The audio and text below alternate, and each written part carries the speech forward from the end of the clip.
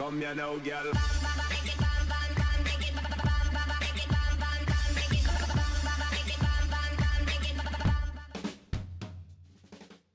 Hello and welcome to WhatsMap, your one-stop shop for everything workshop. I'm BonBonB and you're very, very welcome.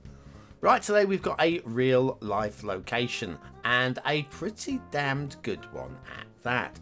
Now it's a location you might recognise because we've been to this location before, although by a different creator, and that was episode 724. Now comparing the two maps together, I think this is the one to go for if you're looking at just those two maps, just wanting to do this location. It is better. It is better. Now, one thing to remember while we do the flyover. It's my first map. That's right. And there are one or two minor-ish errors on the map, but they're minor. It's not anything that's going to want you to turn away and run as fast as you can. Nothing like that today. It's pretty solid, I'm going to say. Pretty solid. Also pretty solid is, well, the daily reminder.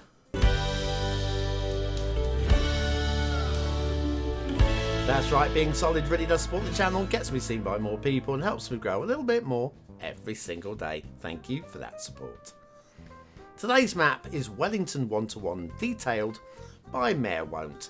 First of all, screenshot there, the thumbnail is taken by night, clearly, and there is a lower detailed variant for those of you who want to save a little bit.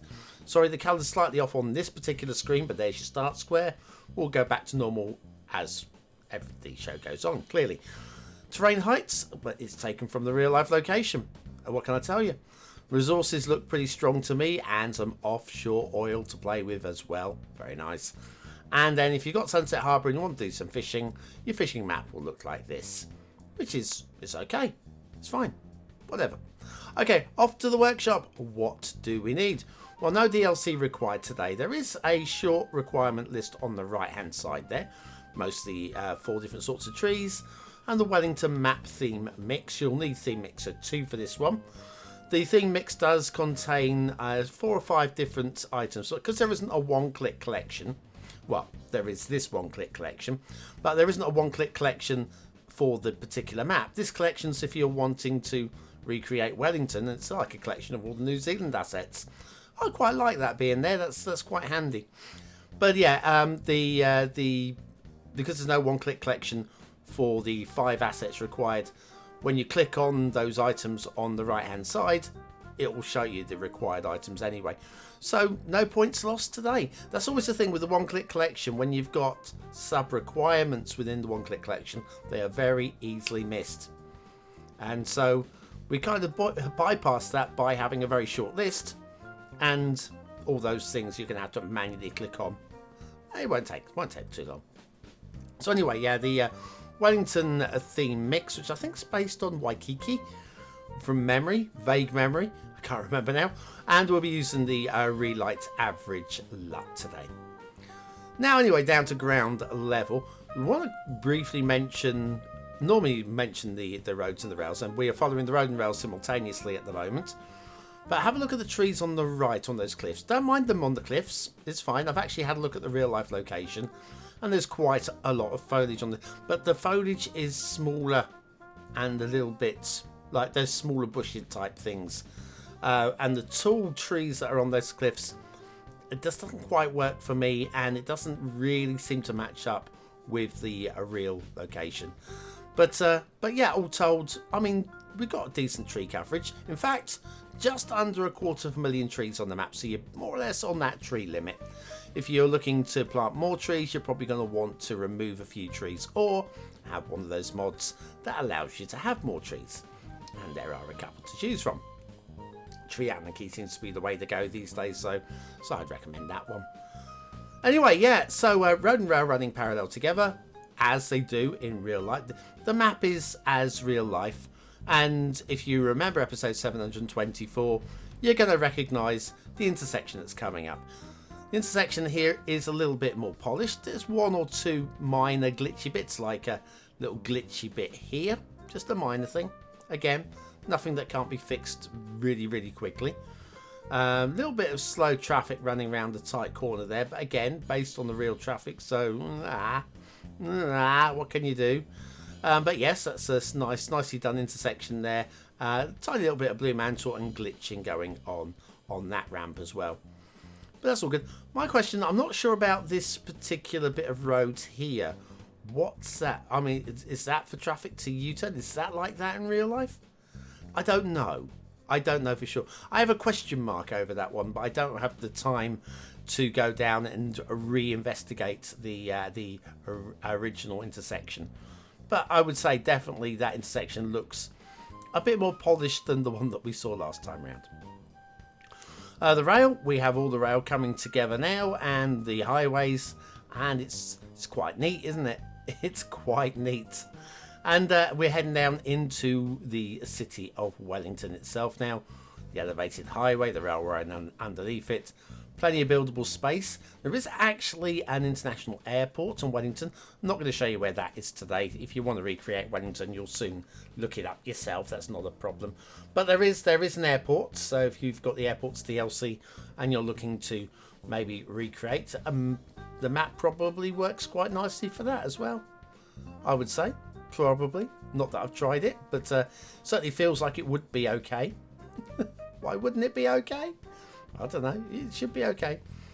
But anyway, yeah, the one last little tunnel now before the roads go around and split and then enter our city centre area there, which is all good.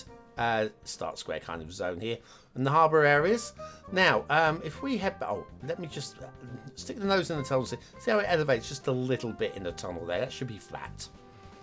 Being picky. Remember, it's my first map. I'm showing things that could be just a little bit better. There's a tiny little bit of catenary chaos on those sidings, with catenaries straddling the lines. Again, very difficult to do realism and get the vanilla mechanics to do what you like with the catenaries.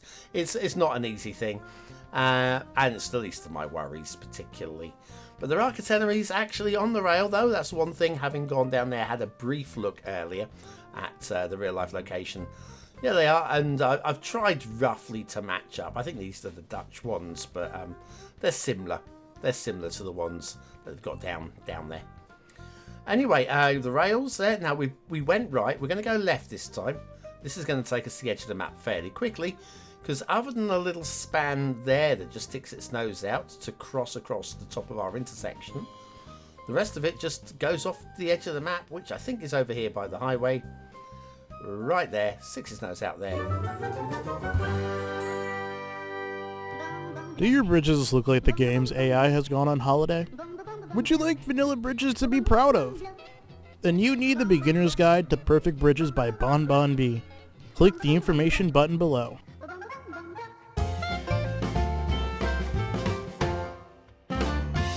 Did you see that? Zack just interrupted me mid-flow. cheeky rotter. Shipping routes at Wellington, one-to-one detail by mayorwont, and fine shipping triangle there. Shipping route coming in through the Cook Strait and heading up this way very nicely. So yeah, that's all good. And then it just bends off a little bit. We can get ships into our harbours, I think, pretty much. Speaking of harbours, this is a Start Square harbour, and you'll notice there's very little, if any, water movement here. If you're looking for the pump and draw game, be careful. Be very, very careful. Tiny little bit of movement there, but I would like to have seen a water spawn point in that harbour area, just to mush it up a little bit and make it something a little bit more playable for those that like to pump and draw. Okay, well, this is a nice buildable area, decent size. We've got the highway. It's got the pre-cut harbour, which is a little bit clunky, just a little bit clunky. Again, very difficult to do well. So there is that. I'm not criticising. I'm just pointing things out. Also, anybody from down under who's down there in New Zealand, this area here, I can't remember the Peyton or whatever the area there is. Is that actually classed as part of Wellington, or is that a completely separate entity? You'll notice it's quite a lot larger than Wellington, which surprised me a little bit. Anyway, rail looks, this is that little area that pops out for a moment. Have a little look-see though. Here we go. You know what's coming. Yeah, I know what's coming. It's a big splash of blue mantle right there. Very simple to fix, and I have a tutorial on the channel showing you how to do that. Right, back over here, there's a little stream that comes out here. This is just a clunky water exit. It's only that little bit there, but it's still clunkily done. Out of the 25 tiles, so it doesn't matter that much, I feel. This is, I believe, Ward Island. It's a little nature reserve or area of scientific interest, or whatever posh term you want for it. And this one, I think, is Soames Island. There are actually local Maori names for these. I'm not going to try. I'm not going to try at all. I'm going to drop in one into factoids, but yes. That one there almost works as a bonbon island for me. I like that. Loving the shapes of the hills and the mountains, and they're being tidied up nicely enough for it to actually be quite pleasing. I credit for that. The tree painting is a little bit spammy, just a little bit spammy, but it's perfectly acceptable for where we are. You're not going to be over here anyway. This little stream, again, we've got a little gouged stream stroke river going on there that, again, over here, you're not going to notice that one. But it's still something that has to be mentioned, otherwise it's not fair on the people that don't get mentioned, or do get mentioned. Over here, this is back in the Cook Strait here, and we've got just a few light rock detailing. I'm liking the work. I'm liking the work. It feels natural. It feels nice and feels playable, which is good. I like good. Over here, again, I like this as well. In real life, there is a lot of rockery down here, which has been like some sort of temporary natural wharf type thing to keep the water back. That actually looks pretty close on to the real life take, which is good. Again, I like good. One last thing to have a look at. There is a tiny little pond or lake there. I think it's a golf course down here. This pond or lake is much deeper than I would expect it to be. It does look a little bit deep in the top-down view in Google, but definitely not that deep. Anyways, I think we've covered most things, so let's have a little jump back down to the start square where we've got the asset of the day. This one, I mean, come on. If you're watching this Duplex, more like this, please. You're always on a winner with a generic unit. Anyway, modern industrial unit 1 by Duplex. More like this. This is great. Factoids, because factoids. The Cook Strait. In Maori legend, Cook Strait was discovered by Kupe, the navigator. Kupe followed in his canoe a monstrous octopus called, I apologise in advance, Te Weke a Mutarangi, could be close, across the Cook Strait and destroyed it. When the Dutch explorer Abel Tasman first saw New Zealand in 1642, he thought the Cook Strait was a cove closed to the east. And in 1769, James Cook established that it was a strait and formed a navigable waterway. So there we go. Kupe, Tasman, Cook. And who's it named after? Yeah, of course.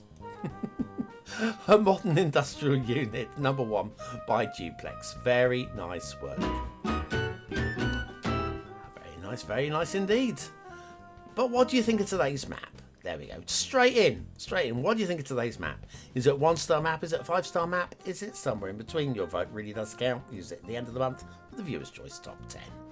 Will this be one of the top 10 maps of the month? Only you can decide. Hit the I button now in the top right hand corner of your screen, or the link in the description will take you to the voting page where you can vote for free with a Facebook, Gmail, Apple, or a Patreon account.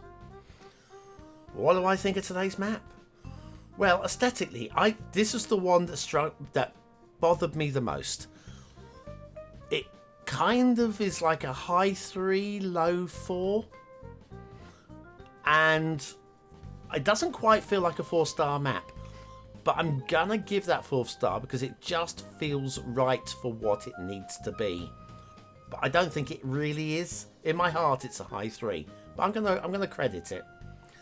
Detailing, on the whole, it's pretty good, but there's a few little niggly bits that actually score quite badly against it. So I'm going to go for a medium-high 3. But where I'm going to score it well is on gameplay. The only thing holding it back, I feel, is that I'd like to see a little bit of water flow in that start square. But I'm going to go medium-low 4 stars. It feels pretty playable to me. Playable, buildable space as well, and good for what it needs to be. Wellington 1-to-1 detailed by mayorwont. Won't let you down if you want to be a mayor here. I've been waiting for that. Good work. Not bad at all for a first map, my friend. Not bad at all. Anyway, thanks for watching, for commenting, for liking, and for subscribing. If you're still here, you're part of the 20 and out elites. Oh, probably, anyway. Prove it by using the word of the day into the comments. Yeah, go on. Off you go. Get those population points. Stack them up. You never know when you're going to need them. And I'll be back tomorrow with another map in the What's Map series. Have a great day. Thanks for watching.